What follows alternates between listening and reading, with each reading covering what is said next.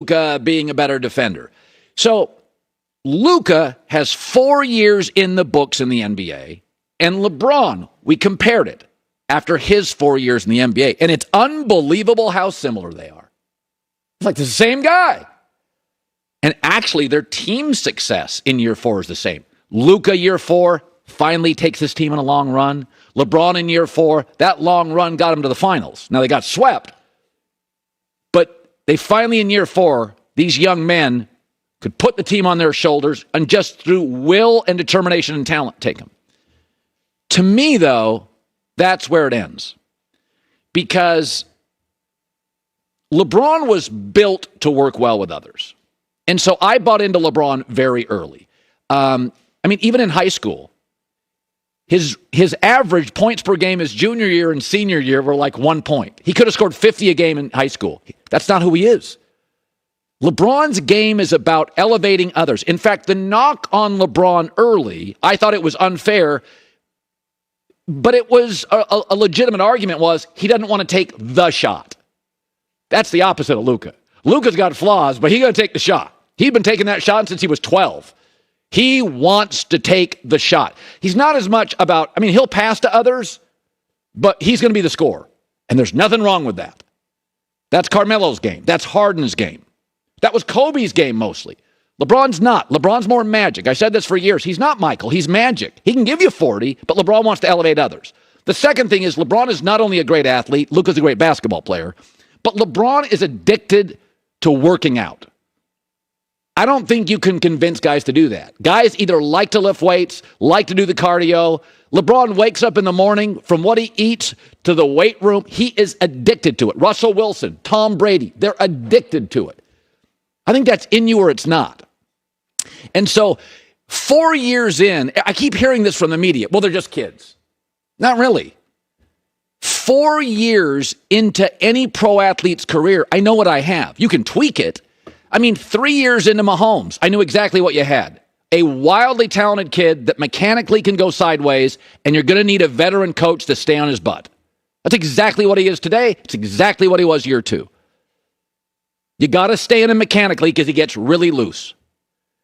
I know what Matt Stafford, if you go look at his career, even with Detroit, big arm, super talented, not overly emotional, sometimes takes some risk you don't love because of his arm strength, but it's the same guy. He's just got a better culture around him.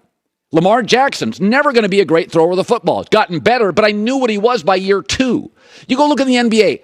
4 years into LeBron, I knew exactly what I had. Totally committed to winning, totally committed to body, was about making the right basketball play, not taking the final shot. That was a criticism for years. But that's always been what LeBron's about. Winning, taking care of his body, committed to the elevation of others, and make the right basketball play, which he got ripped for, but he's like, that's who I am. 4 years in, I know what Luka is. He's never going to be an elite defender. He's going to be one of the great scorers of all time. He can absolutely offensively carry you a long way, but he has to have the ball in his hands. His ball usage rate is not going to shrink dramatically. He's never going to be a great defender because the way he plays offensive basketball, it is physical. He needs the ball in his hand. He needs the bump and grind, and that will, unless he's in great shape, and I don't think he's got that devotion and obsessive nature about being in shape, is going to wear him out. There's a lot of Harden and a lot of Melo here. That doesn't mean Luka's not great. It means they won't win a championship. He's better than Dirk, and Dirk won one. But this idea that you can just show me stats, but there are flaws in most players' games. LeBron's flaw early was he couldn't hit a three-point shot, and he worked on it. He's still not Steph. He's still not great, but he's worked on it. Luka will become a better defender. I think he'll try harder. But 4 years in, folks, NFL, baseball, your game is your game. And so when I look at Luka, I think instead of being paralyzed by making him a better defender, he's going to be an offensive guy. What you need to do is draft and develop versatile athletes. He'll be the scorer for the next 10 years. That's where you get your points. He's going to win a lot of scoring titles. Draft and develop flexible, versatile defenders around him. If you're going to give him another score, he should probably be a scorer that doesn't need the ball a lot. Klay Thompson would be literally ideal. Of course, Klay Thompson would be ideal for a lot of players. But, that's probably what he is. Players, people, child psychologists. Kid is what he is by 9. Players are what they are. 4 years is a long time. Magic only played, 12, 13? Michael was with the Bulls for 12, 13? Like 4, that's a third of that. So I know what these guys are. I knew what LeBron was. I know what Luka was. I think the key to Luka is acknowledging what he's not and building around what he is. Get him some versatile defenders. If you do find another scorer, he can't need the ball a ton. Luka's not going to sit and watch guys. That's not his game, man. Kobe wasn't going to sit and watch guards. Kobe wanted the ball. Michael wanted the ball. So what did they surround Michael with? Michael was not a great three-point shooter. So Paxson, Kukoc, Kerr, Phil Jackson realized sometimes we got to have a dead-eye shooter beyond Michael because it's trapping and doubling. So you got to know what your star isn't, because 99% of these guys aren't something. Steph's not a great defender. LeBron's not a great three-point shooter. Either was Michael. Luka did acknowledge, though. Do we have that? Luka did acknowledge afterwards. He admits he has to work in his defense. Here it is.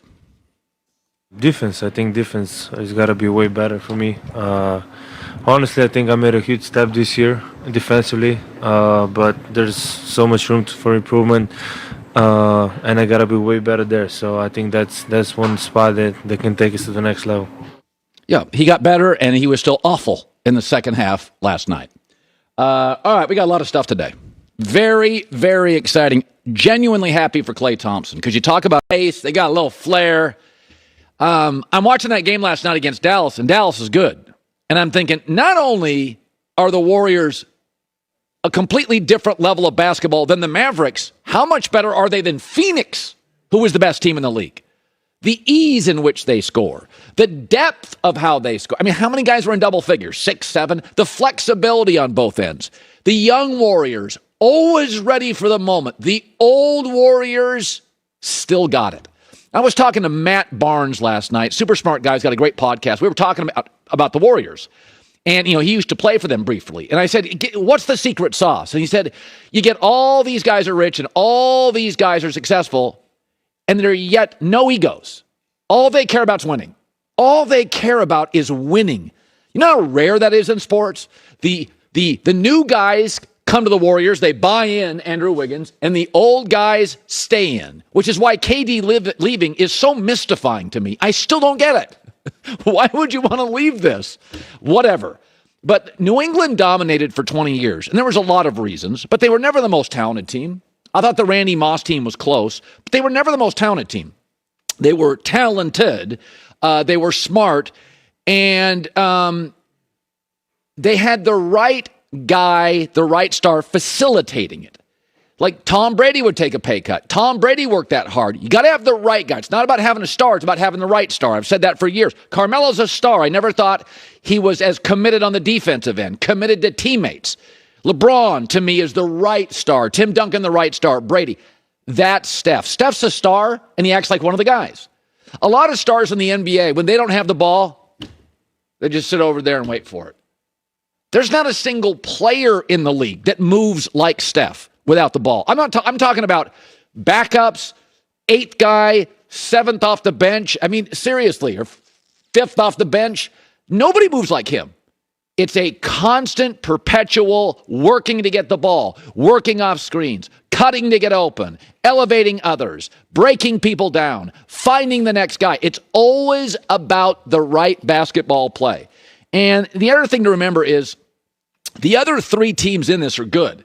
But think about all the questions you have with all these teams. Like Dallas, you got Luka, but there's questions about Luka. Will he ever defend? There's questions about who's the number 2. There's questions about if you re-sign Jalen Brunson, well, he's not a great defender, and Luka's not a great defender. Dallas is good, and we got questions. Miami's very, very good, but they don't have a number 2 scorer. Bam is probably a better 3 to a 4. And Jimmy Butler, inflammation of the knee thing, not going away. He plays so hard, that's here to stay. And then Boston, well, they've never proven they can win the big one.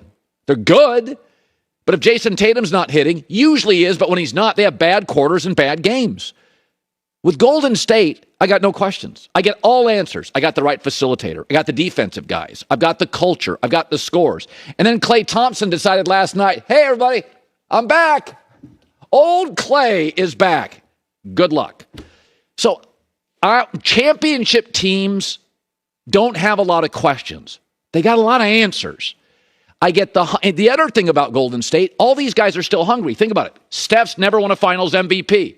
He's got something to prove. Klay, and I think he did it last night, wants to prove, hey, I've had a lot of injuries. I got 8 more years. Don't you dare give up on me. Draymond Green. Oh, Marcus Smart's the defensive player of the year. Well, why don't you come play in the finals? We're going to see all their stars have something to prove. Andrew Wiggins, I'm not a bust. I am absolutely not a bust. I will go and defend Jason Tatum or Jimmy Butler. We know that's not going to happen, but I said it just to cover my you-know-what.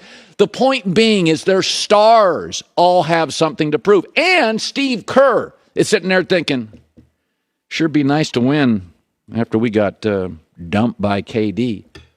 Do you know how rare it is when you have all the ingredients and instead of like the end of Shaq and Kobe, which was they were the dominant team,